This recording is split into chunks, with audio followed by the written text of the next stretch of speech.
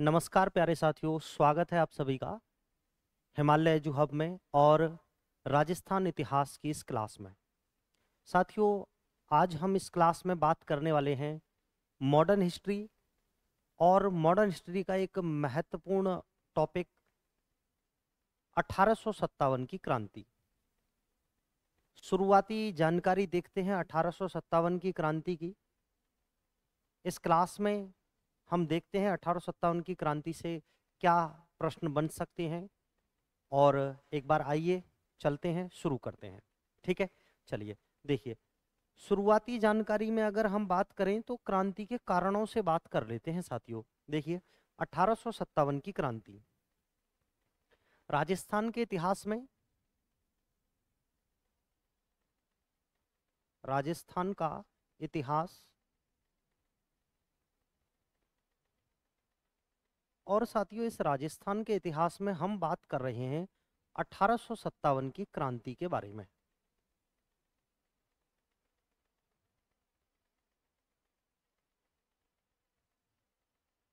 कौन सा टॉपिक रहेगा हमारा आज? 1857 की क्रांति।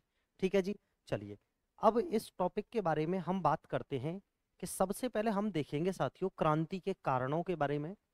उसके बाद हम बात करेंगे कि क्रांति जब होने वाली थी तो उस समय कौन व्यक्ति किस पद पर बैठा था, या हम इंग्लैंड के प्रधानमंत्री की बात करें, या हम भारत के गवर्नर जनरल की बात करें, या हम राजस्थान के एजीजी की बात करें। तो एक बार एक छोटा सा परिचय हम देखते हैं इसका। देखिए, सबसे पहले 1857 की क्रांति।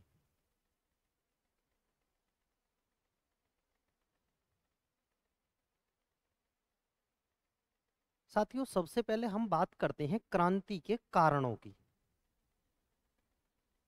क्या कारण रहे जो ये सैन्य विद्रोह भड़का?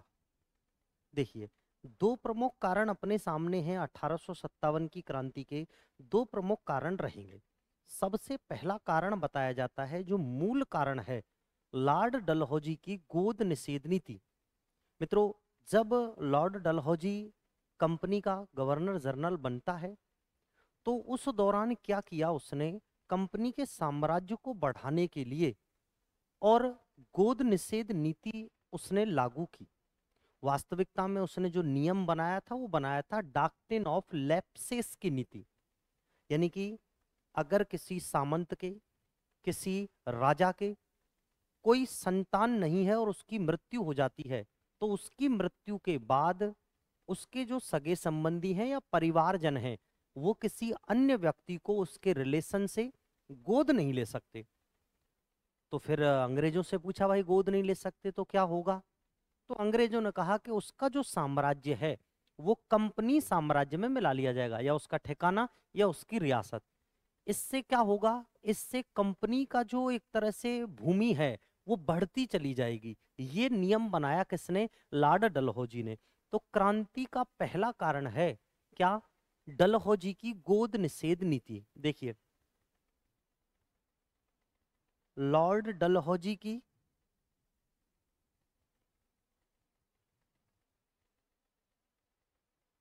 डलहौजी की गोद निषेध नीति।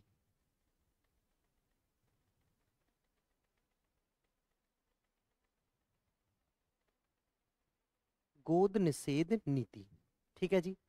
परीक्षा में पहला प्रश्न पूछा जाएगा कि अपनी जो क्रांति हो रही है इसका प्रमुख कारण क्या है? लॉर्ड डलहौजी की गोद निषेध नीति हो गया। ठीक है, दूसरा कारण सुनिएगा मित्रों, जो तत्कालीन कारण है, इसे हम तत्कालीन कारण भी कहते हैं, कि अंग्रेजी सैनिकों के द्वारा एनफील्ड राइफल की जो बंदूक है, एनफील्ड राइफल बंदूक है, उसके प्रयोग को लेकर विरोध हो गया कि हम इसके कारतूसों का प्रयोग नहीं करेंगे। तो अंग्रेजों ने पूछा, भाई क्यों नहीं करोगे? क्योंकि इनमें गाय और सुअर की चर्बी लगी हुई है। ऐसी कुछ अफवाहें फैल गई कि एनफील्ड राइफल जो नई बंदूक ये इंट्रोड्यूस कर रहे हैं, अंग्रेजी सैनिकों को दे रहे हैं, तो हम इसका प्रयोग नहीं करेंगे। क्यों क्यों नहीं करेंगे? क्योंकि इनमें गाय और सुअर की चर्बी लग रही है। ऐसी अंग्रेजी सैनिकों में अफवाह फैल गई। तो अपन उसको दूसरे कारण में लिखेंगे कि एनफील्ड राइफल का प्रयोग।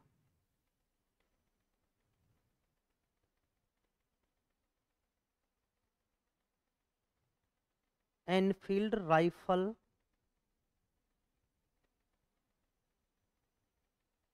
का प्रयोग। ये दूसरा कारण है मित्रों और तत्कालीन कारण है, एनफील्ड राइफल का प्रयोग।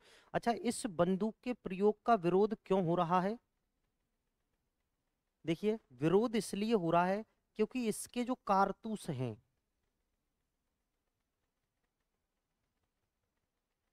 कारतूसों में गाय और सुअर की चर्बी, गाय और सुअर की चर्बी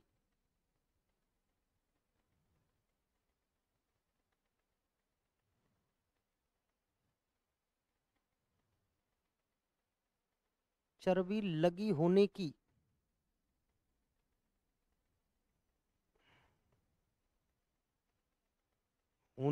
अफवाह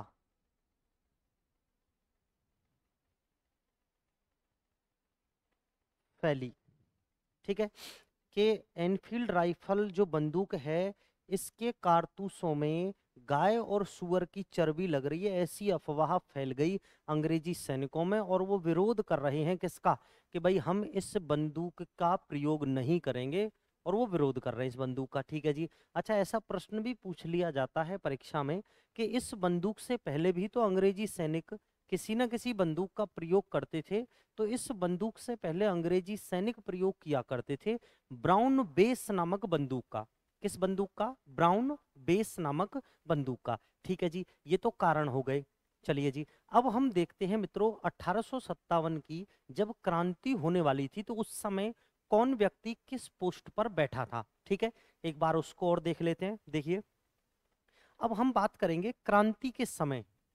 देखिए, क्रांति के समय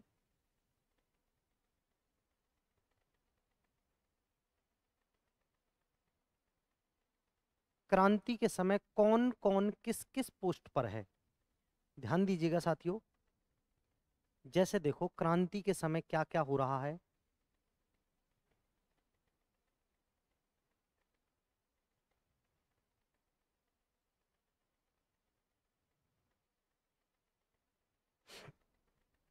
देखिएगा, क्रांति के समय इंग्लैंड का प्रधानमंत्री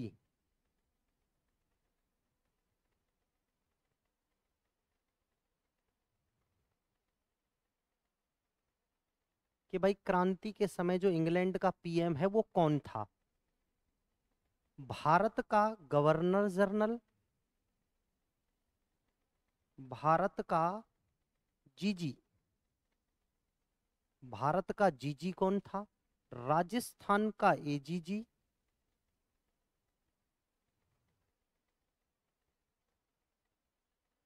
एजेंट टू गवर्नर जनरल जिसे कहते हैं।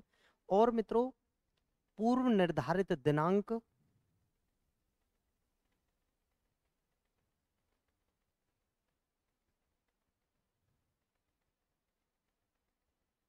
पूर्व निर्धारित दिनांक, प्रतीक चिन्ह,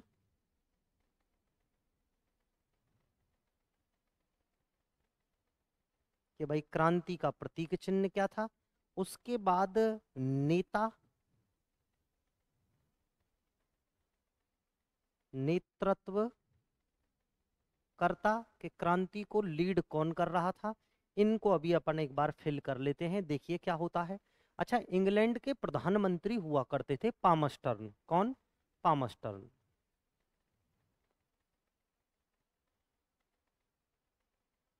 ठीक है जी। भारत के गवर्नर जनरल हुआ करते थे लॉर्ड कैनिंग।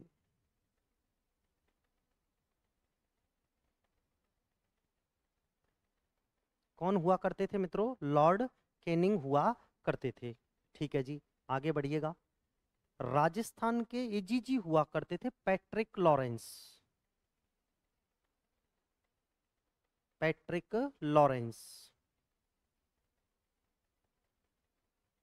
ये कौन हुआ करते थे? राजस्थान के ये साथियों एजीजी हुआ करते थे।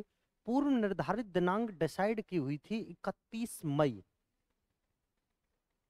31 मई और 1857, ऐसी प्री डिसाइड डेट थी क्रांति की कि हम 31 तारीख को पूरे भारतवर्ष में और एक साथ विद्रोह करेंगे। हालांकि ऐसा हुआ नहीं था, पर लेकिन फिर भी परीक्षा में प्रश्न पूछा जाता है कि प्री डिसाइड डेट क्या थी इस विद्रोह की। तो 31 मई 1857। प्रतीक चिन्ह क्या है? कमल और रोटी। कमल और रोटी प्रतीक चिन्ह हुआ करता था, कमल और रोटी। ठीक है जी। नेतृत्वकर्ता कौन थे? बहादुर शाह जफर। बहादुर शाह और जफर, ये मित्रों संभाल रहे थे पूरी क्रांति को, ये लीड कर रहे थे बहादुर शाह जफर। ध्यान दीजिएगा, सुनिएगा अभी बात को। अब साथियों होता क्या है, बहादुर शाह जफर की उस समय आयु अधिक थी, तो इस वजह से बहादुर शाह जफर सैनिक क्रियाओं में इतने दक्ष नहीं है, निपुण नहीं है। इस वजह से इस समस्या का सॉल्यूशन ढूंढा बहादुर शाह जफर ने। और क्या सॉल्यूशन ढूंढ लिया कि अपना एक सेनापति है इनका, उस सेनापति को ये नेतृत्व दे दिया। यानी कि लीड तो कर रहे हैं बहादुर शाह, लेकिन उस नेतृत्व को संभाल रहा है इनका एक सेनापति। ठीक है, देखिए सेनापति का नाम देखिएगा साथियों, सेनापति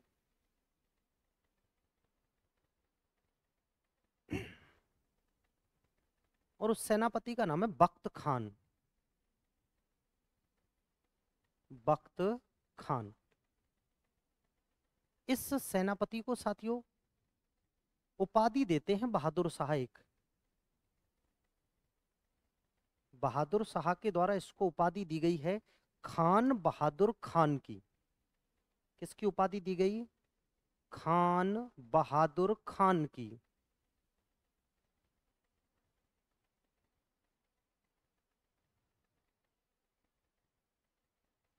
इसको खान बहादुर खान की उपाधि दी गई है किसके द्वारा? बहादुर शाह जफर के द्वारा। ये व्यक्ति संभाल रहा था, सेना को लीड कर रहा था। आदेश कौन दे रहे हैं? बहादुर शाह जफर आदेश दे रहे हैं। ठीक है जी। ये बातें हुई कुछ। अच्छा, ये भी पूछ लिया जाता है प्रश्न कि कमल किसके द्वारा प्रयोग किया जाता था और रोटी का प्रयोग किसके द्वारा किया जा रहा है? कमल प्रयोग में लिया जा रहा था एक सैनिक टुकड़ी से दूसरी सैनिक टुकड़ी के पास सूचना पहुंचाने के लिए। ठीक है, यानी कि एक सैनिक टुकड़ी है, वो कमल भेजेगी दूसरी सैनिक टुकड़ी को। अगर उन्होंने कमल एक्सेप्ट कर लिया, ठीक है, तो इसका मतलब वो विद्रोह के लिए तैयार है। और रोटी का प्रयोग किया जाता था एक गांव के चौकीदार से दूसरे गांव के चौकीदार के पास सूचना पहुंचाने के लिए। क्योंकि जब चौकीदार सूचित हो जाएगा, चौकीदार के पास सूचना पहुंच जाएगी, तो चौकीदार क्या है, चौकीदारी करते समय पूरे गांव के लोगों को वो बता देगा, जो प्रमुख प्रमुख व्यक्ति हैं। ठीक है जी। तो कमल का प्रयोग किया जाता था सैनिक टुकड़ियों के द्वारा, और रोटी का प्रयोग किया जा रहा था एक गांव से दूसरे गांव के चौकीदार को सूचना पहुंचाने के लिए। ठीक है, आगे बढ़ते हैं हम। अब हम देखेंगे साथियों, बेसिक सी अभी ये जानकारियां चल रही हैं, हम सीधा विद्रोह ही नहीं पढ़ेंगे यहाँ कि भाई लिखें या फिर पढ़ें अपन सीधा नसीराबाद विद्रोह या नीमच विद्रोह, एरनपुरा विद्रोह, ऐसा नहीं है। पहले इसका एक बेसिक परिचय कर रहे हैं हम, एक छोटा सा परिचय है। अभी देखिए, अब आपसे प्रश्न परीक्षा में ये पूछा जाएगा कि क्रांति के समय राज्य में कुल छावनियां। देखिए, क्रांति के समय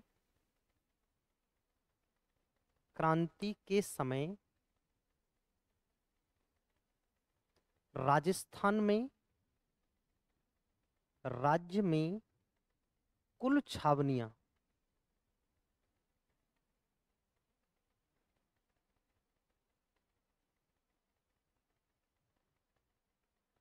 अब साथियों यहां बड़ा भ्रमित करने वाला एक प्रश्न ऐसा बनता है कि छावनियां 5 हैं या 6 हैं। तो आप सबसे पहले तो संख्या याद रखोगे कि कुल छावनियां थी 6।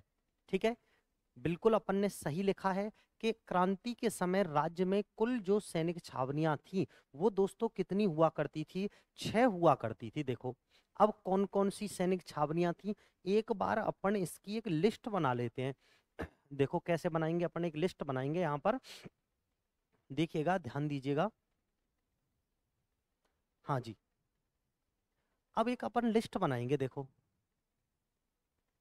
इसमें अभी सब फिल कर देंगे अपन हर चीज को।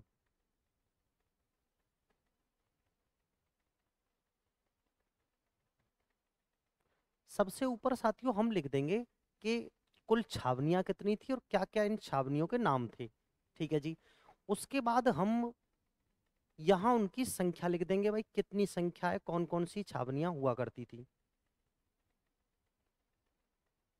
ठीक है, उसके बाद अपन कौन कौन सी छावनियां थी उनके बारे में यहाँ सीधी सीधी सी जानकारी इसमें अपन फिल उसको कर देंगे।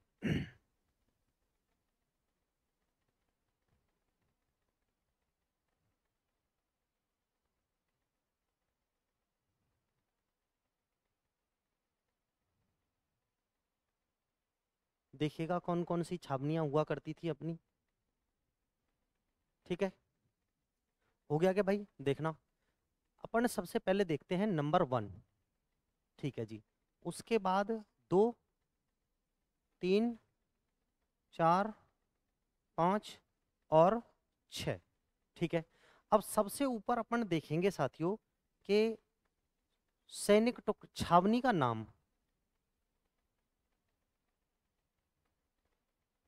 ठीक है जी, छावनी का नाम, इधर सैनिक टुकड़ी, और यहाँ उसकी विशेष बात कि भाई क्या है उसमें ऐसा विशेष, क्या था, क्या उसमें ऐसा हुआ। ठीक है, चलिए अब आप देखते हुए समझते हुए चले जाना। देखो सबसे पहले हम बात करते हैं छावनी का नाम।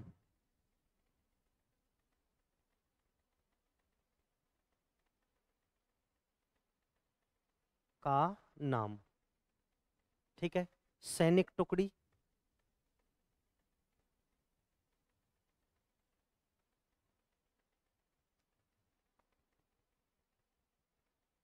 सैनिक टुकड़ी, और यहाँ पर विशेष उससे क्या जुड़ी हुई फैक्ट अपने पास हैं। देखो सबसे पहले हम बात करेंगे साथियों नीमच छावनी की। नसीराबाद से शुरू करते हैं, चलो।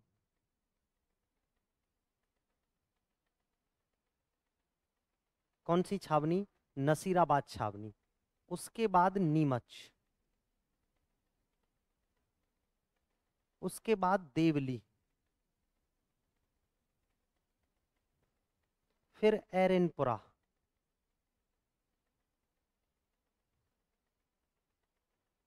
एरनपुरा, व्यावर और खैरवाड़ा।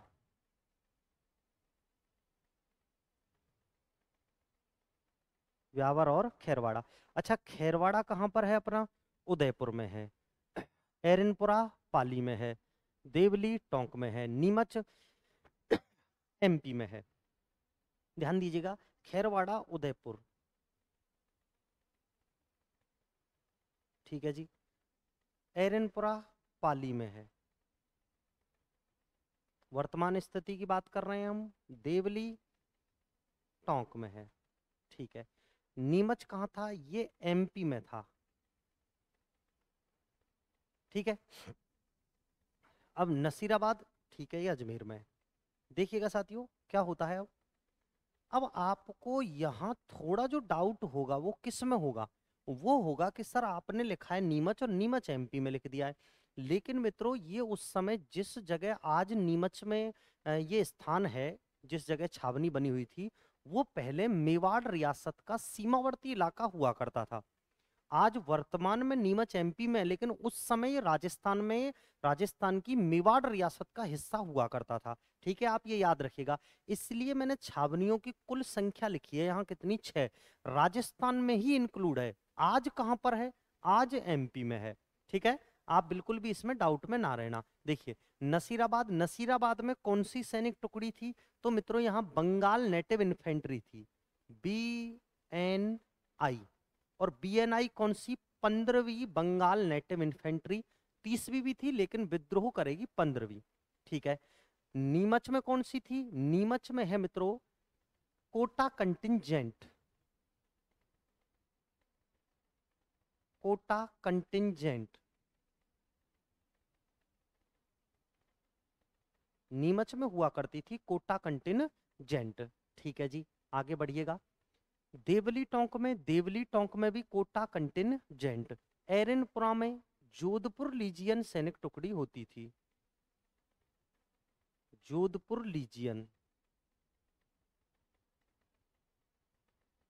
ठीक है जी, ये सैनिक टुकड़ी हुआ करती थी जोधपुर लीजियन। ब्यावर में, ब्यावर में मित्रों खैरवाड़ा, ब्यावर में हुआ करती थी मेरवाड़ा बटालियन,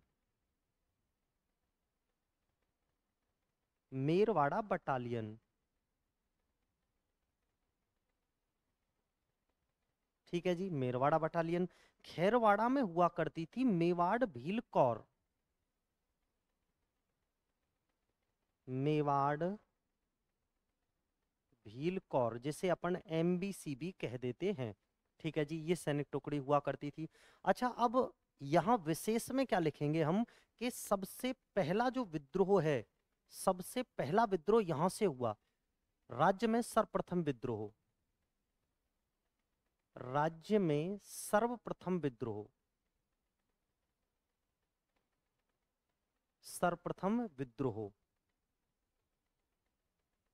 विद्रोह हुआ कि भाई राजस्थान में अगर कहीं विद्रोह की शुरुआत हुई है सबसे पहले, तो वो कहाँ हुई है? अपने नसीराबाद छावनी में हुई है।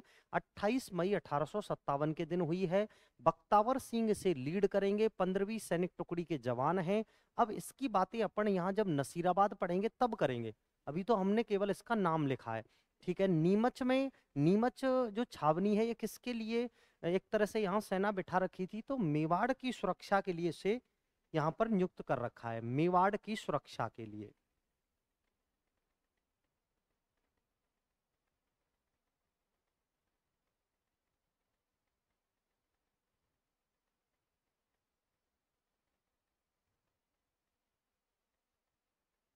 मेवाड़ की सुरक्षा के लिए यहाँ ये सैनिक छावनी बना रखी है। ठीक है जी, देवली टोंक है, ये सबसे छोटी सैनिक छावनी है एक तरह से मित्रों, सबसे छोटी सैनिक छावनी थी।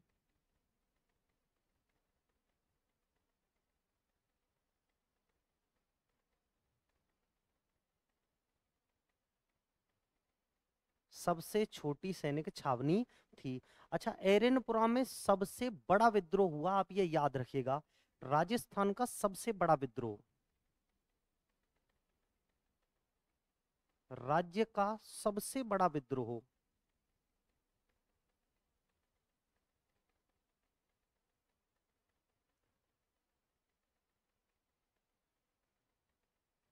राज्य का सबसे बड़ा विद्रोह जो हुआ है वो कहाँ हुआ है? एरनपुरा में, जोधपुर लीजियन सैनिक टुकड़ी के सैनिकों के द्वारा किया जाता है साथियों।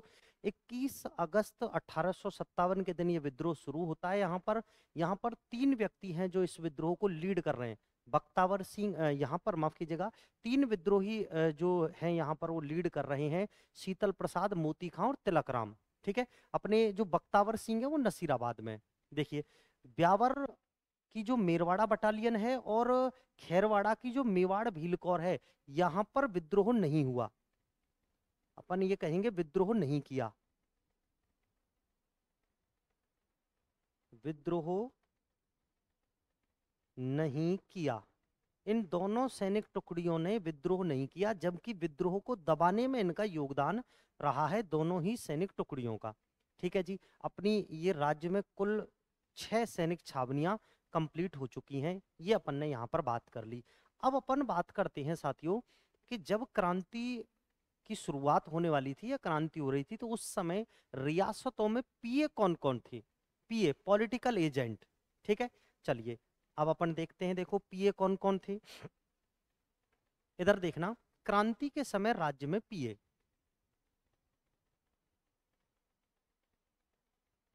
क्रांति के समय राज्य में, राज्य की रियासतों में,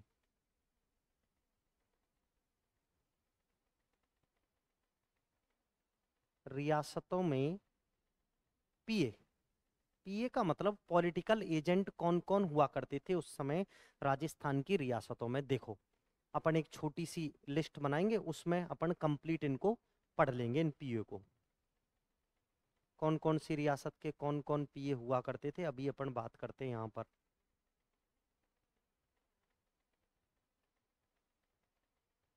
देखिएगा साथियों, हम बात करें, सबसे पहले बात कर लेते हैं जयपुर रियासत में, जयपुर रियासत।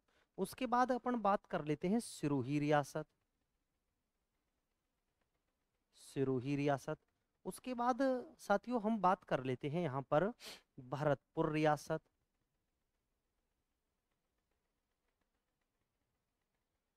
उसके बाद बात कर लेते हैं उदयपुर रियासत। क्लियर। उसके बाद अपन बात कर लेते हैं यहाँ पर जोधपुर रियासत। जोधपुर बोल दो या मारवाड़ बोल दो, ठीक है। उसके बाद हम बात कर लेते हैं कोटा रियासत।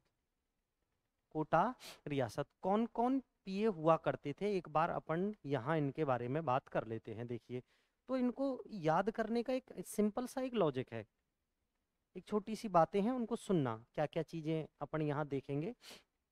देखो, पहली बात जयपुर है।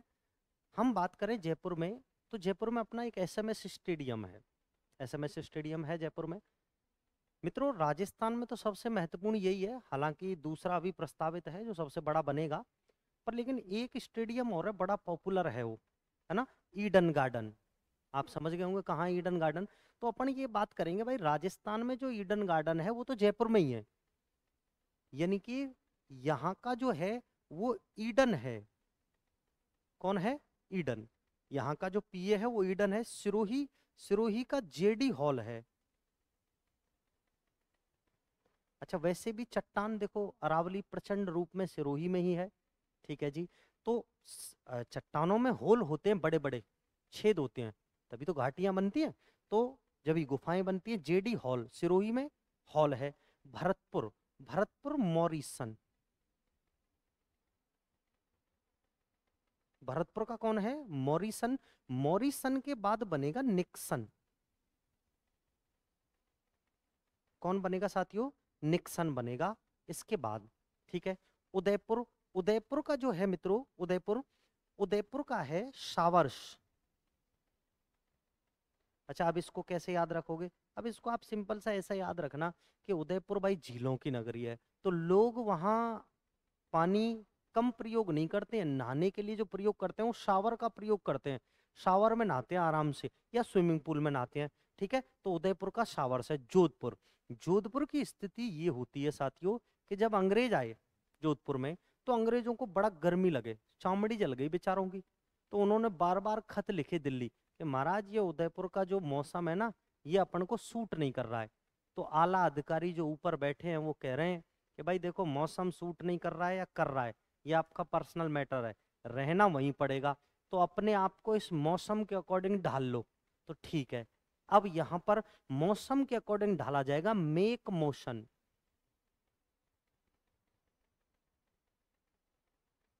कौन अंग्रेज अधिकारी यहाँ पर कौन था? मेक मोशन यहाँ पर अंग्रेज अधिकारी है, ठीक है। वो मेक कर लेगा अपने आप को जोधपुर के मौसम के अकॉर्डिंग। अच्छा, कोटा, देखो कोट कितना भी कीमती हो, है ना, अगर उसमें बटन नहीं है तो फिर अच्छा नहीं लगता है कोट, है या ना। तो कोट में होने चाहिए बटन जरूर, बर्टन। कोट में क्या होने चाहिए? बर्टन। अब मित्रों ध्यान दीजिएगा, आपसे ऐसा छोटा सा प्रश्न पूछ लिया जाएगा परीक्षा में कि ऐसे कौन कौन से पीए थे, अंग्रेज अधिकारी थे पीए, जो क्रांति के समय मारे गए। तो ये दोनों मारे गए, जोधपुर का मैक मोशन मारा गया और कोटा का बर्टन भी मारा जाता है, ठीक है। क्रांति के समय मारे गए, अपन ये लिख देते हैं, क्रांति के समय, क्रांति के समय मारे गए। ये लीजिए भैया, क्रांति के समय ये लोग क्या होते हैं मित्रों, यहाँ पर मारे जाते हैं। ये एक शुरुआती परिचय हुआ। अब अपन आगे बात करते हैं क्रांति की, ठीक है जी। हमने शुरुआती परिचय में एक बार वापस देखिएगा आप, हम क्या बात कर रहे थे शुरुआती परिचय में। हमने बात की सबसे पहले 1857 की क्रांति। प्रमुख कारणों की बात की जाए तो लॉर्ड डलहौजी की गोद निषेध नीति है साथियों। एनफील्ड राइफल का प्रयोग इसे तत्कालीन कारण माना जाता है। अंग्रेजी सैनिकों में अफवाह फैल गई कि इस बंदूक का प्रयोग हम नहीं करेंगे, क्योंकि इसके जो ऊपर जो एक तरह से इसके कारतूस में जो कैप लगा है उसमें गाय और सुअर की चर्बी लगी हुई है, हमारा इससे धर्म भ्रष्ट हो जाएगा, हम इसका प्रयोग नहीं करेंगे। हिंदू और मुस्लिम सैनिक ऐसा कह रहे हैं, क्योंकि हिंदू ये बोल रहे हैं कि अगर हम गाय के मांस से मुंह लगा देंगे तो हमारा धर्म भ्रष्ट, और इस्लाम में सुअर का मांस हराम है, तो फिर इस्लाम भी एक तरह से वो इस्लाम को मानने वाले भी कह रहे हैं कि हमारा धर्म भी भ्रष्ट हो जाएगा। ऐसा अंग्रेज करना चाहते हैं, वो ये सोच रहे हैं, ठीक है। हालांकि ये आधिकारिक दस्तावेजों में आज तक ये एक्सेप्ट नहीं किया अंग्रेजों ने, कि उसके जो एक तरह से उस कारतूस के ऊपर जो कैप लगा था उसमें जो उन्होंने, जैसे अपन ये ग्रीस टाइप लगा देते ना कई बार बोल्ट वगैरह पे, ऐसा एक लिक्विड बनाया था उन्होंने। तो उसमें एक्चुअल में था क्या, आज तक ऐसा आधिकारिक रूप से उन्होंने एक्सेप्ट नहीं किया है, हुआ ही नहीं अब तक ये, ठीक है। पर ये अफवाह फैल गई तो फैल गई, अब अफवाहें तो अफवाहें होती हैं। दूसरा, क्रांति के समय कौन कहाँ कहाँ थे? तो क्रांति के समय इंग्लैंड के प्रधानमंत्री पामस्टर्न थे। क्रांति के समय भारत के जो गवर्नर जनरल है वो लॉर्ड कैनिंग हैं। क्रांति के समय राजस्थान के एजीजी पैट्रिक लॉरेंस हैं। क्रांति का जो प्री डिसाइड डेट थी वो 31 मई 1857 है। क्रांति का प्रतीक चिन्ह कमल और रोटी हैं। और क्रांति का नेतृत्व करता बहादुर शाह जफर हैं, लेकिन बहादुर शाह जफर की उम्र ज्यादा थी, तो इस वजह से उन्होंने जो सैनिक कार्रवाई करने के लिए अपने सेनापति को बख्त खान को, किसको, बख्त खान को चुना और बख्त खान को एक उपाधि दी, खान बहादुर खान की उपाधि, ठीक है। उसके बाद हमने देखा कि राजस्थान में क्रांति के समय कुल 6 सैनिक छावनियां थी। ये एमपी वाली को भी राजस्थान में ही आप इंक्लूड करोगे, याद रखना, ठीक है जी। कौन कौन सी छावनियां थी? नसीराबाद है, नीमच है, देवली है, एरनपुरा है, ब्यावर है और खेरवाड़ा है। 6 हो गई अपनी। अच्छा, कौन कौन सी सैनिक टुकड़ी थी? नसीराबाद में 15वीं बंगाल नेटिव इन्फेंट्री, BNI 15वीं। और नीमच में और देवली में कोटा कंटिजेंट, एरनपुरा में जोधपुर लीजियन, व्यावर में मेरवाड़ा बटालियन और खेरवाड़ा उदयपुर में मेवाड़ भीलकौर, ठीक है जी। ये दोनों सैनिक टुकड़ियां ऐसी थी, एक तो मेरवाड़ा बटालियन और एक मेवाड़ भीलकौर, इन्होंने विद्रोह नहीं किया, अपन ने लिख दिया इसके पीछे। राजस्थान में सबसे बड़ा विद्रोह जोधपुर लीजियन सैनिक टुकड़ी ने किया था, ठीक है। अपन डिटेल में अभी बात करेंगे आगे क्लासों में। देवली टोंक कोटा कंटिजेंट की छावनी थी, सबसे छोटी सैनिक छावनी थी मित्रों, ठीक है। ये जो नीमच है, ये नीमच एमपी में आज जरूर स्थित है, लेकिन उस समय ये मेवाड़ में इंक्लूड की जाती थी और ये मेवाड़ की सुरक्षा के लिए बनाई हुई थी। नसीराबाद, अपनी नसीराबाद में 15वीं थी और राजस्थान में सबसे पहले जो विद्रोह हुआ है वो नसीराबाद में विद्रोह हुआ है। अगर यहाँ विद्रोह की आपसे एक हल्की फुल्की डेट पूछ ली जाए तो आप डेट यहीं पर मेंशन कर लेते हैं, अपन देखो अभी करते हैं भाई, कई सारे प्रश्न और अपने साथ यहाँ पर तैयार हो जाएंगे ना। देखिए, सबसे पहले अपन डेट लिखते हैं किसकी, यहाँ 28 मई 1857, ठीक है जी। आगे बढ़ते हैं, नीमच में विद्रोह हुआ 3 जून, 3 जून 1857, ठीक है जी। देवली टोंक में विद्रोह हुआ 5 जून को, 5 जून और 1857, ठीक है। एरनपुरा में दोस्तों विद्रोह हुआ 21 अगस्त और 1857, ठीक है जी। कोई दिक्कत नहीं है यहाँ। अगर 3 लीडर और पूछ लिए जाए आपसे तो यहाँ आप करोगे बख्तावर सिंह, कहां पर, नसीराबाद में।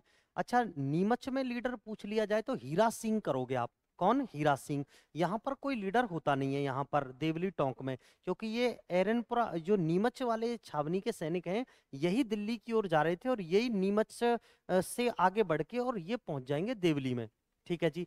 फिर उसके बाद जो अपनी यहाँ पर विद्रोह का नेतृत्व करेंगे एरनपुरा में, वो 3 व्यक्ति करेंगे, शीतल प्रसाद, मोती खां और तिलक राम, ठीक है जी। ये अपन ने एक छोटी सी सारणी इसकी बना ली। कुल छावनियां अगर आपसे पूछ ली जाए तो आप बताओगे कि भाई कुल छावनियां थी 6, 5 नहीं करनी है आपको, है ना, ये भी राजस्थान में इंक्लूड करनी है आपको, ठीक है जी। 2 में विद्रोह नहीं हुआ था। इसके बाद हमने देखा कि कुछ ऐसी रियासतें थीं जिसमें गवर्नर जनरल के द्वारा अपना पीए नियुक्त कर रखा है, पीए पॉलिटिकल एजेंट, ठीक है। कौन कौन सी हैं? जैसे जयपुर है, जयपुर का ईडन था, सिरोही, सिरोही का जेडी हॉल है, भरतपुर, भरतपुर का मॉरिसन है और मॉरिसन के बाद बनेगा निक्सन, उदयपुर, उदयपुर का शावर्स है, जोधपुर, जोधपुर का मैक मोशन है और कोटा, कोटा का बर्टन है, ठीक है जी। कोटा का बर्टन मारा गया विद्रोह के समय, क्रांति के समय, और जोधपुर का मैक मोशन मारा जाता है, चेलावास के युद्ध में ये मरता है। और कोटा में तो जन विद्रोह हुआ था, उस समय जनता ने इसको मार दिया था बर्टन को, ठीक है। अपन आगे बात करेंगे।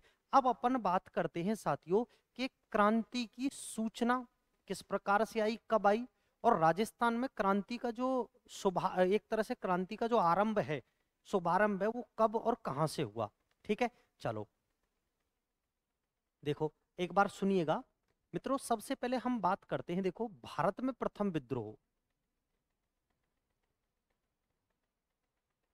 भारत में प्रथम विद्रोह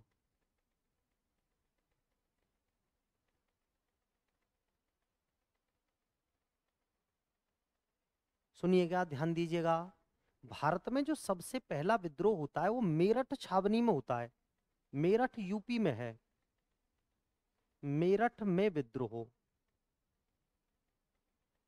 यहां से बिगुल बजाया गया।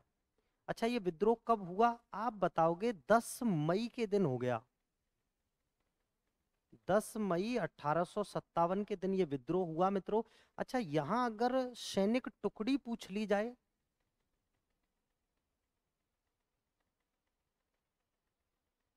सैनिक टुकड़ी पूछ ली जाए तो आप क्या करोगे?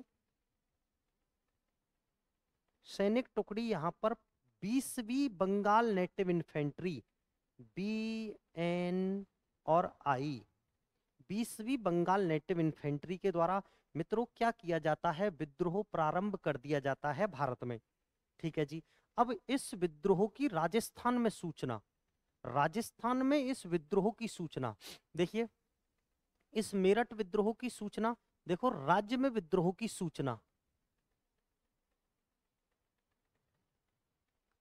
राज्य में विद्रोह की सूचना,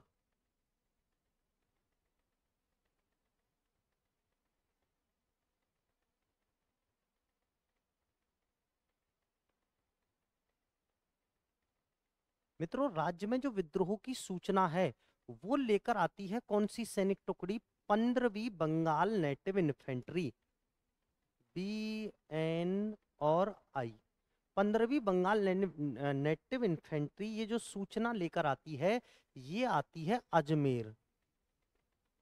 कहां पर आती है? अजमेर। और आपसे दिनांक पूछा जाएगा, समय कब लेकर आई? मित्रों आप बताओगे 19 मई और 1857 के दिन राजस्थान में सूचना पहुंच जाती है कि हिंदुस्तान में बगावत कर दी गई है अंग्रेजी सैनिकों के द्वारा अंग्रेजों के विरुद्ध। और ये बगावत का जो स्थान है ये मेरठ है, 10 मई 1857 डेट है, और 20वीं बंगाल नेटिव इन्फेंट्री के द्वारा ये बगावत की गई है। तो ये 15वीं बंगाल नेटिव इन्फेंट्री को अजमेर भेज दिया जाता है, दिल्ली के समीप ही पड़ी थी ये पहले। ठीक है जी। ये अजमेर आए 19 मई 1857 के दिन आए। कब आए दोस्तों? 19 मई 1857 के दिन ये कहाँ पहुंच जाते हैं? ये पहुंच जाते हैं अजमेर में। अच्छा प्रश्न आपसे पूछा जाएगा, विद्रोह के समय जब विद्रोह की सूचना आई तो सूचना के समय एजीजी कहाँ थे? ठीक है, तो सूचना के समय एजीजी, सूचना के समय एजीजी,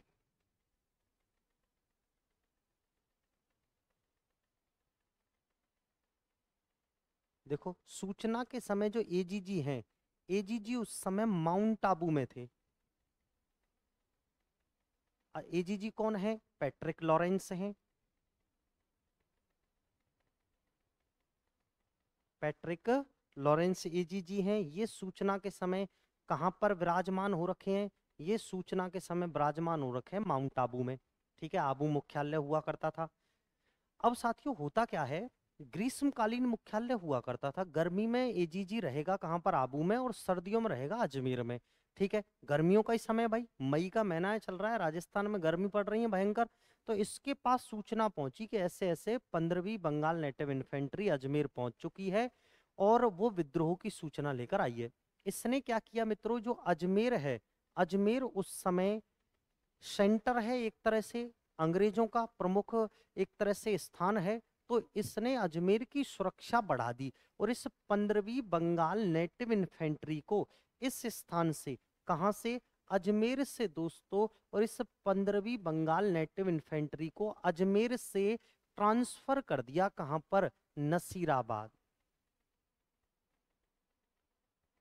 कुछ समय तक ये रुके यहाँ पर और फिर इनको बिना किसी एक मजबूत सूचना के, ठोस किसी सूचना के, इन्हें भेज दिया कि भाई आप लोग चले जाओ कहां पर? आप लोग चले जाओ नसीराबाद में। अब नसीराबाद में आ चुकी है 15वीं बंगाल नेटिव इन्फेंट्री।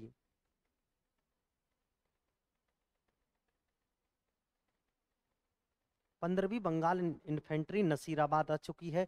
अच्छा, एजीजी को ये डर था कि भाई अपन सबसे ज्यादा सुरक्षा दें, सबसे ज्यादा सुरक्षित करें अपन किसको, अजमेर को। तो एजीजी ने क्या किया मित्रों, अजमेर की सुरक्षा बढ़ाने के लिए इसने दो सैनिक टुकड़ियां, देखो दो सैनिक टुकड़ियां तो बुलाई इसने मेरवाड़ा से, मेरवाड़ा बटालियन की दो सैनिक टुकड़ियां बुला ली जिनको लेफ्टिनेंट कार्नेल लेकर जाता है। और दो सैनिक टुकड़ियां बुलाई हैं डीसा से, डीसा गुजरात में पड़ता है। ये यूरोपीय सैनिक टुकड़ियां हैं। कौन सी, यूरोपीय पलटन।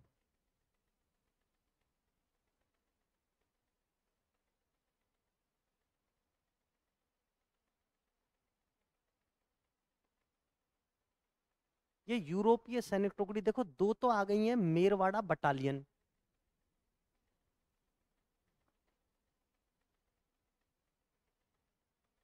दो कौन सी आ गई, दो आ गई मेरवाड़ा बटालियन। कहां पर आ गई मित्रों ये दोनों मेरवाड़ा बटालियन, ये अजमेर पर आ गई है। देखो ऐसे अजमेर की सुरक्षा बढ़ा दी इसने, एजीजी ने। और जो 15वीं बंगाल नेटिव इन्फेंट्री अजमेर आई थी उसको भेज दिया विद्रोह के डर से, कहा, नसीराबाद। अब देखिए यही नहीं माना एजीजी, अब क्या होता है कि ये क्या करेगा, इन पर मित्रों निगरानी रखने के लिए रात्रि गश्त लगवाएगा कि भाई दिन में तो देखो ये विद्रोह करेंगे नहीं, रात में विद्रोह कर सकते, तो अपन क्या करें कि इनके ऊपर निगरानी रखें।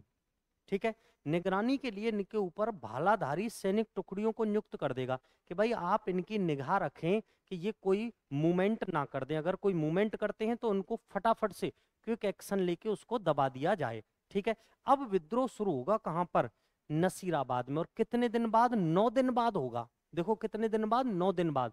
अच्छा, सूचना आई 9 दिन में, देखो यहां से 9 दिन में सूचना आई, और जब सूचना आ गई तो उसके 9 दिन बाद विद्रोह होगा। कितने दिन बाद, 9 दिन बाद। अच्छा, सूचना आई 10 तारीख को विद्रोह हुआ था, 19 तारीख को सूचना आ गई, +9। अब +9 कर देना, 28 हो जाएगा। 19 + 9 28। तो यहां पर विद्रोह कब होगा, 28 मई को, 1857। और इस विद्रोह का मुख्य कारण था कि 15वीं बंगाल नेटिव इन्फेंट्री को यह विश्वास हो गया कि भाई अंग्रेजों को हमारे ऊपर बिल्कुल भी विश्वास नहीं है। उन्हें ये पक्का हो गया कि इन्हें हमारे ऊपर विश्वास ही नहीं है, इन्हें ऐसा लग रहा है कि हम यहाँ बगावत करने आए हैं, विद्रोह करने आए हैं। ठीक है साथियों, ये ध्यान दीजिएगा आप। अब हम बात करेंगे सीधा ही किसकी, नसीराबाद विद्रोह की। ठीक है, चलिए अब नसीराबाद विद्रोह को और देख लेते हैं अपन, जब इतनी सारी चीजें हम यहाँ बात कर चुके हैं। देखो नसीराबाद विद्रोह, अब कुछ नहीं है, समझने की चीजें यहाँ तक थी, अब तो सीधे सीधे छावनी और वहां बगावत कब हुई और कौन उसमें मरता है, ये नेताओं के नाम या प्रमुख लीडरों के नाम पूछे जाएंगे। ठीक है, चलो जी, कौन सा विद्रोह, देखिए नसीराबाद विद्रोह।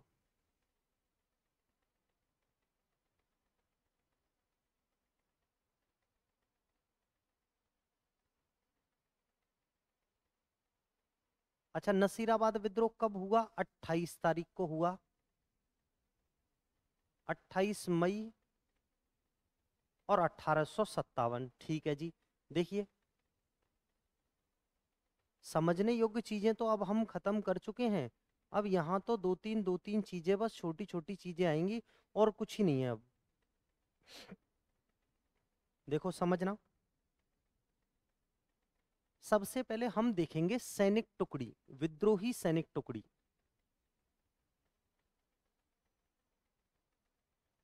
विद्रोही सेना। ठीक है जी, उसके बाद दोस्तों हम देखेंगे यहां पर विद्रोह का नेतृत्व,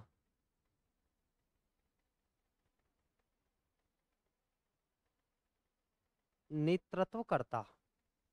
ठीक है जी, नेतृत्वकर्ता हो गया।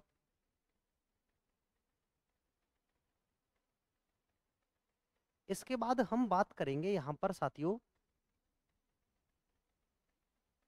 मारे गए अंग्रेज अधिकारी,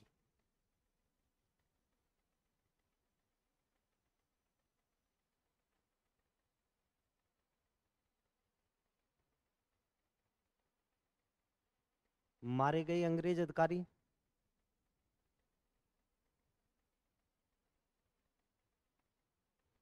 ठीक है जी, इसके बाद हम बात करेंगे घायल अंग्रेज अधिकारी,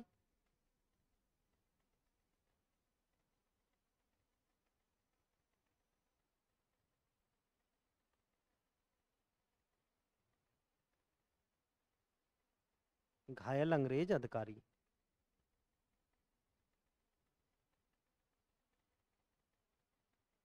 सुनिएगा, ध्यान दीजिएगा साथियों। देखिए, सबसे पहले विद्रोही सेना 15वीं बंगाल नेटिव इन्फेंट्री, 15वीं बंगाल नेटिव इन्फेंट्री, नेतृत्वकर्ता बख्तावर सिंह,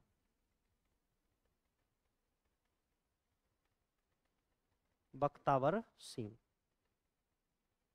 ठीक है। मारे गए अंग्रेज अधिकारियों में न्यूबरी, स्पोटिसवुड,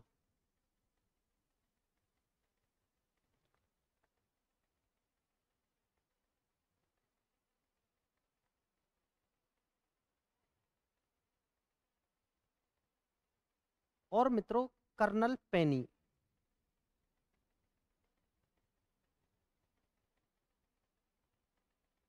ये दिल के दौरे से मारे गए। ये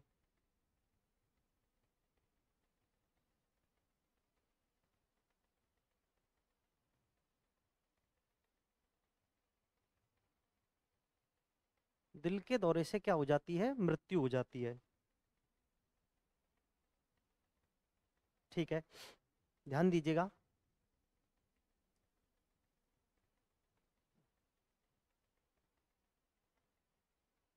स्पोटिसवुड,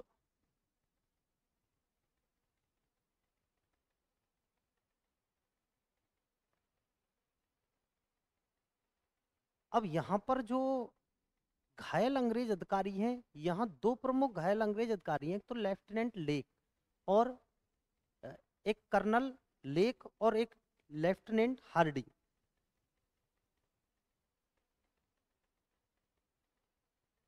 हार्डी, ठीक है। ये यहाँ पर क्या हो जाते हैं मित्रों? घायल हो जाते हैं। ठीक है भाई। अब सुनिए, यहाँ के जो सैनिक हैं ये क्या करेंगे? विद्रोही सैनिक पूरी छावनी को लूटेंगे और जो इनको धन मिला था उनको वेतन के रूप में बांट लिया। देखिए, विद्रोही सैनिकों द्वारा, अपन लिखेंगे इसको, विद्रोही सैनिकों द्वारा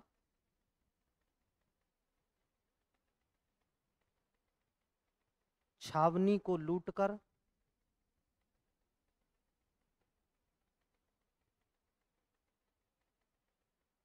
छावनी को लूटकर धन को वेतन के रूप में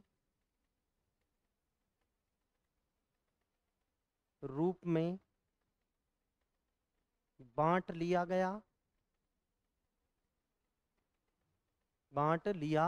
गया और ये लोग दिल्ली की ओर रवाना हो गए साथियों। कहाँ पहुंच गए? ये कहाँ की ओर चले गए? दिल्ली। अच्छा, दिल्ली कब पहुंचे?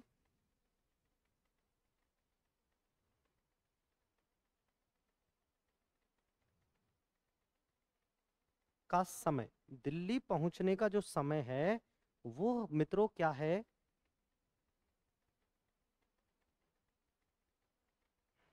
18 जून और 1857। ठीक है भाई, 18 जून 1857 के दिन ये दिल्ली पहुंच गए। ये यहाँ पर अपनी जो नसीराबाद विद्रोह है वो समाप्त होता है। ठीक है साथियों, यहाँ हमने क्रांति के शुरुआती परिचय की बात की है, कारणों की बात की है, और फिर हमने एक विद्रोह भी समझा है। इसके बाद जो विद्रोह होगा राजस्थान में दूसरा, वो होगा नीमच में विद्रोह। कौन सा होगा? नीमच। और नीमच से जुड़ा हुआ ही देवली वाला विद्रोह है।